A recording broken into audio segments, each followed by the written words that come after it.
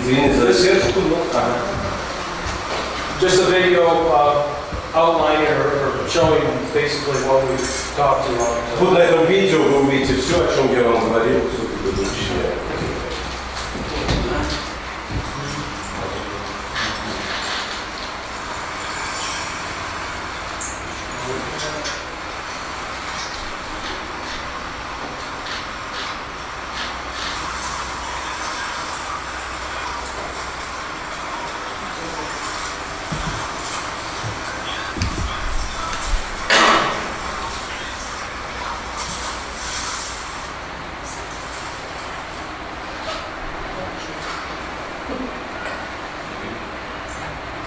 Checking for ripeness.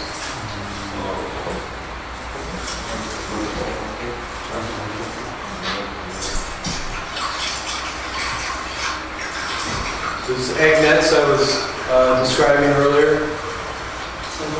Да, вот эти сети, которые он написал раньше. This is the fuller's earth adding to the bucket. Добавление глины. Important to get the water and the slime off the fish before you just want to keep it out of the pan. Вытирают, очищают рыбу.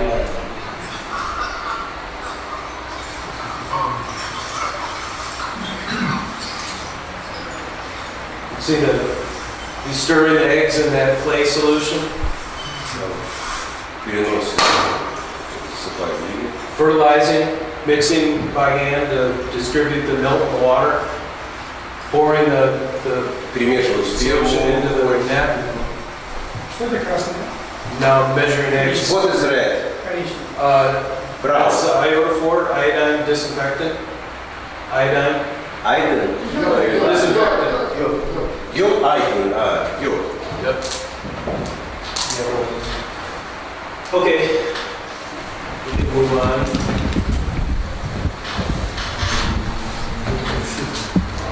Close it.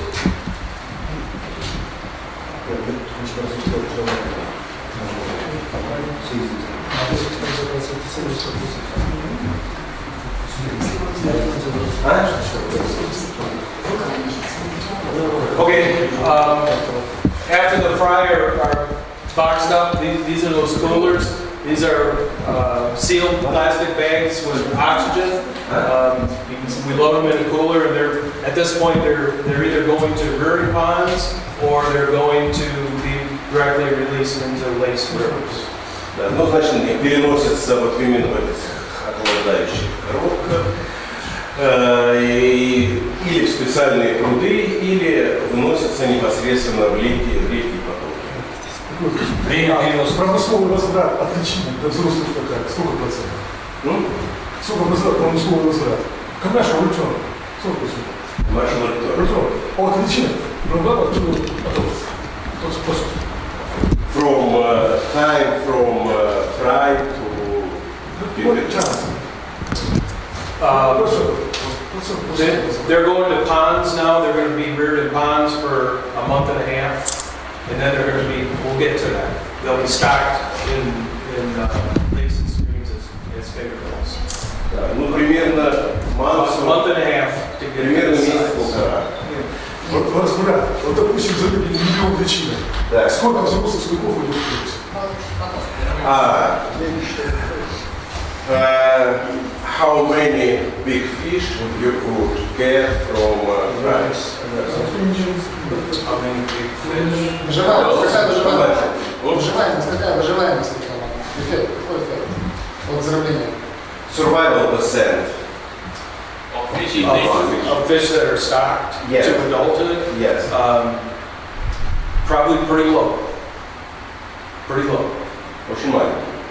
We don't know in most cases. Различные случаи. But that's why we stock 6 million, so that we get Вот почему мы a viable number to survive. значные цифры. Survival depends a lot on the stocking location as well. Очень много зависит от того, куда мы запускаем. It varies a lot. Это варьирует очень сильно. So Most of our program is to produce 50 millimeter fingerlings.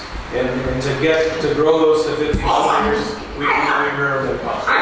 Основная их задача – это получить 5-сантиметровые мальки.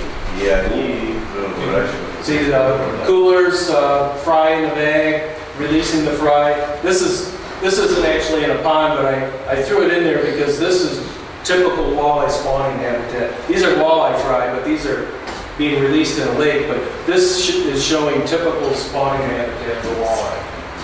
Ну, здесь все понятно. Здесь эти кулеры, здесь пакет с личинками, так он помещается, а это непосредственно он заснял подводное дно туда.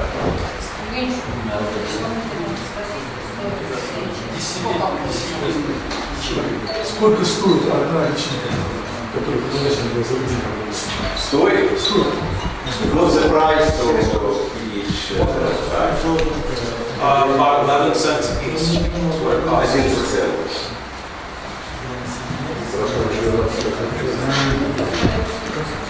Again, fry in a bag. You can, if the water temperature Акклиматизируется, их нельзя помещать непосредственно под солнечное освещение. Вот этот вот пакет ведет себя как парник. If the pond water temperature is more than 5 degrees C warmer than the bag temperature or the water that the fryer in, they should be acclimated. Ну, если вода, температура, значит, воды 5 градусов, то этого достаточно для активации. And again, the fry should be up off the bottom of the bag and swimming actively. И личинки, они должны быть активно плавать в пакете. Sometimes some of our ponds are drainable, and the ones that are drainable, it's advisable every 3 or 5 years to go in and disc up the bottom. That releases the nutrients that are bound up in the soil. Ну, дренажные вот эти вот бассейны должны быть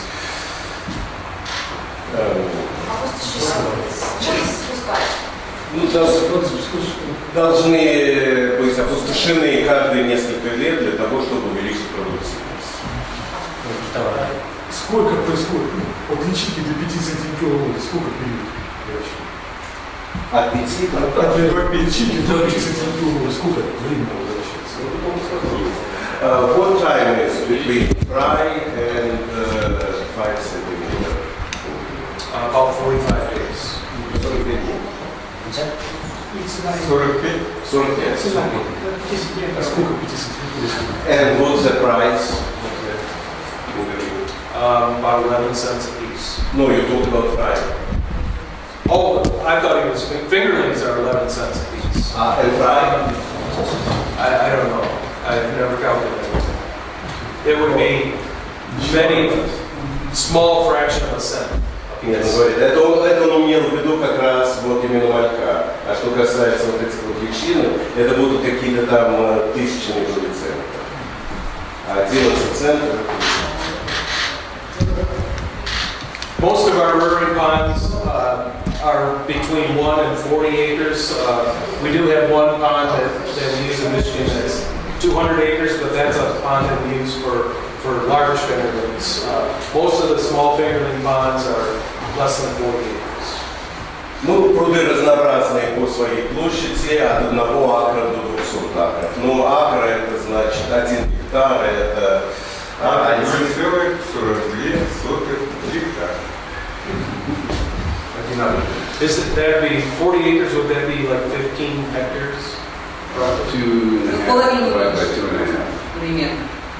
But yeah, probably about 15. Drainable ponds are always preferred, they're more efficient. Some Наиболее эффективны, конечно, это дренажные пруды, но не всегда они имеются в наличии. management of walleye in ponds is management of plankton. We feed the plankton so that the plankton can feed the walleye. Да, но пруды должны подкармливаться для того, чтобы хранить кормовую базу планктоном. Планктон поедается судаком, а вы подкармливаете планктон. Искусственный кровак у меня есть при природном выращивании. Do you use artificial food? We don't feed the walleyes. We're providing nutrients in the pond so that the plankton can grow. Нет, они не кормят, собственно, судаков, они именно добавляют биоген для того, чтобы... Естественно, да. Up north, we normally use yeast as a На севере они source. используют дрожжи, We also use soil, сою, церну, за муку. and you can also use inorganics, liquid nitrogen and liquid phosphorus. И неорганические, это жидкий азот и жидкий and liquid phosphorus. If you use liquid organics to fertilize the pond, it's very critical that you monitor the nitrogen and phosphorus level. If nitrogen gets too high, it'll promote blue-green algae growth. Да, но здесь это очень надо аккуратно, если вы неорганические подкормку делаете, потому что надо очень строго следить за отношением азота к фосфору. Если азота будет больше, то это будет очень много лет.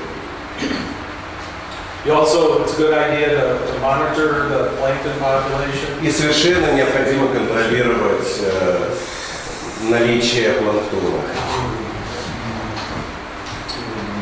These are the plankton. This is Bosnia. These are copepods. This is what the walleye. Ну, это различные виды зоопланктона, копиподы.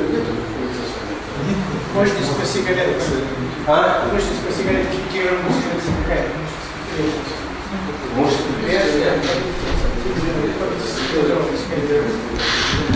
what's the capacity of our enterprise by single units? We stock between 4 and 5 million fingers. Они начали с 4,5-5 миллионов. И источники финансирования, механизм финансирования. Who is funding this? Pardon? Who is funding? Sport fishermen, basically. В основном спортивные рыбаки. Источники финансирования. Все это предприятия. Who pays for this industry?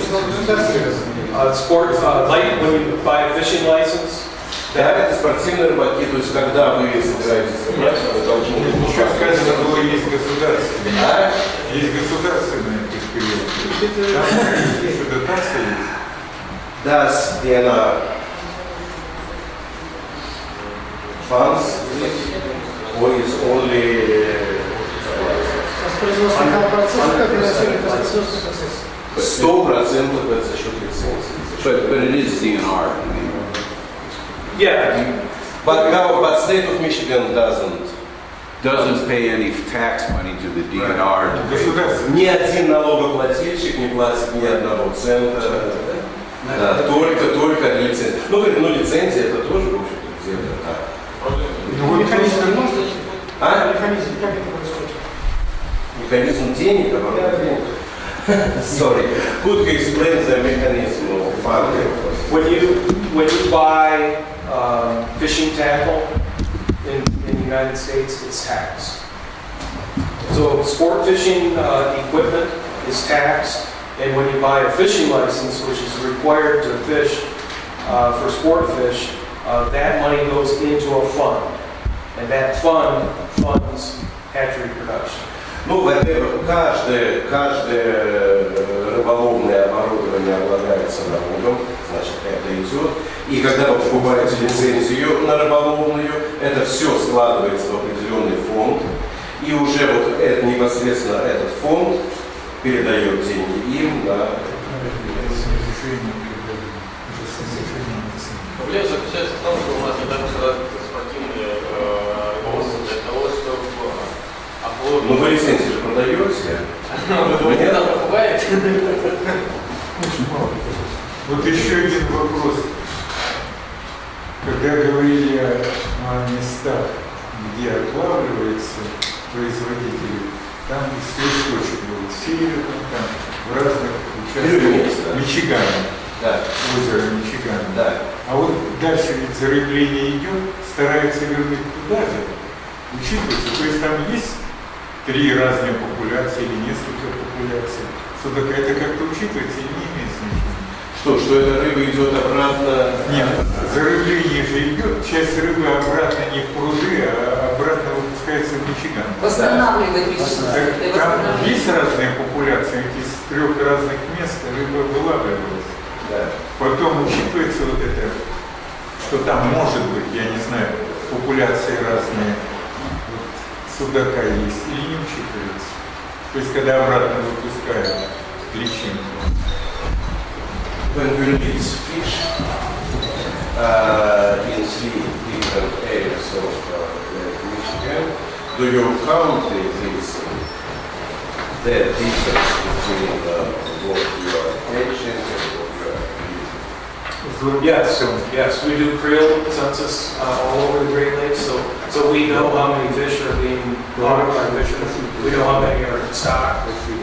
Да, нет, это все у них учитывается, у них идет полный учет, у них по всем великим озерам, не только по озеру Мичиган, но только по всем озерам, и это все у них учитывается. То есть популяции куда же выпускают? Да, да.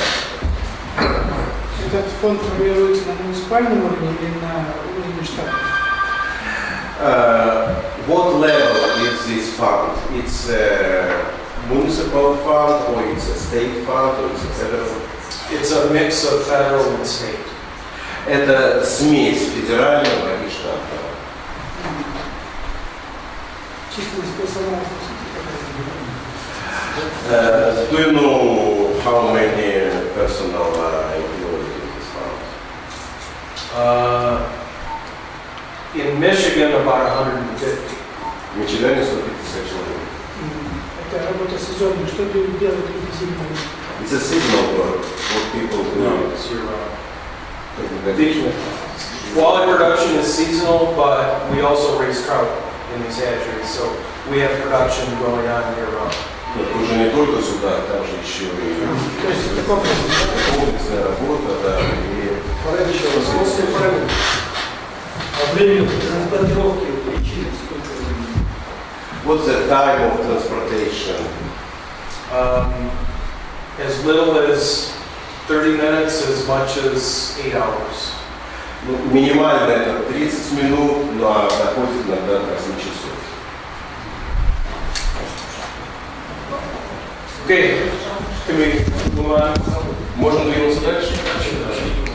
So another advantage of monitoring the plankton is you can see when they start to develop egg sacs.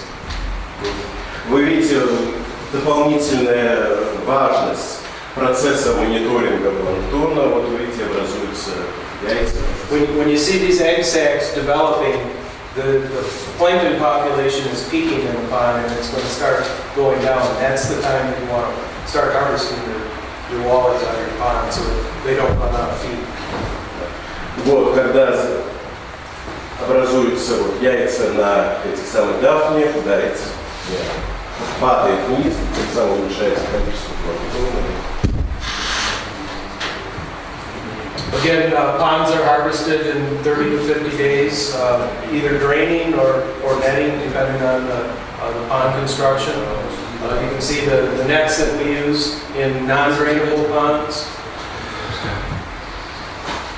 Рыба отлавливается в течение 35 дней или когда опустошаются, дренируются озера или просто вылавливаются, используя вот эти вот самые сети.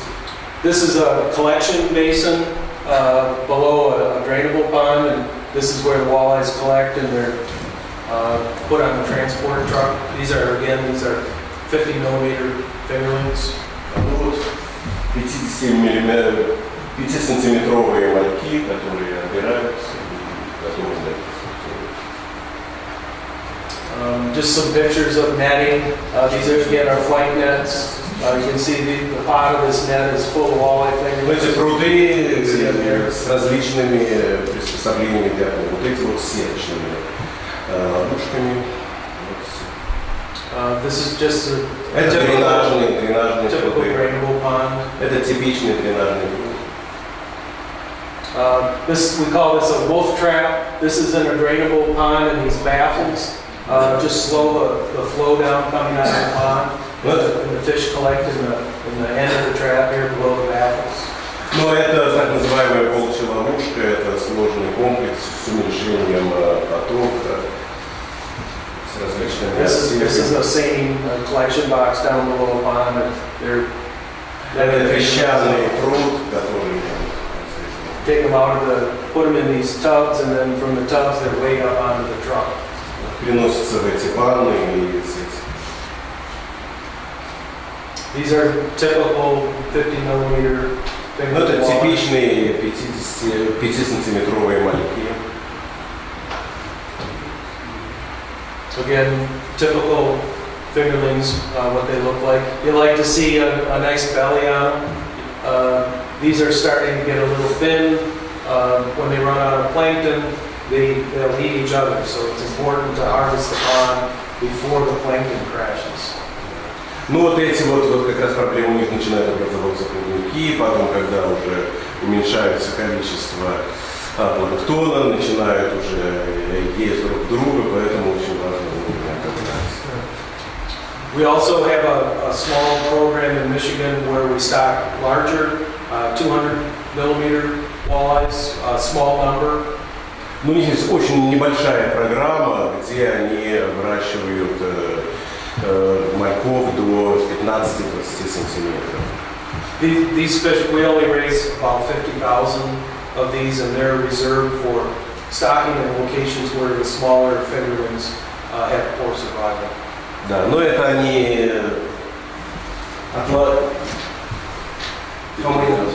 50,000. Да, только до 50 тысяч они выращивают. Выживаемость 5-сантиметровой молоти отличная. Сколько процентов? Выживаемость 5-сантиметровых получили. Сколько процентов выживаемости? The mortality of 50 millimeter. How much? During transport Нет, он in the lake. Yes, in the lake. Again, it varies. Could be quite high depending on if there's predators present in those locations. It could be quite low if there isn't. Он говорит, это зависит от стольких многих факторов, у него нет. Средние данные должны быть. Ну, в пруду видно, полностью. Нет, он так говорит, смотрите, не совсем. Да. Он вчера, когда мы ходили, написал, сказал так, икра, 2 миллиона икры берете, получается 1 миллион личинок. Ну, 50%. И потом получается 500 тысяч 50-сантиметровых, которые окружают. То есть везде 50%. Но это в искусственных условиях. А в искусственных? Да. Потому что пруда, он говорит, это настолько циркулируется, то сказать, это невозможно. Вот это как раз самый интересный момент.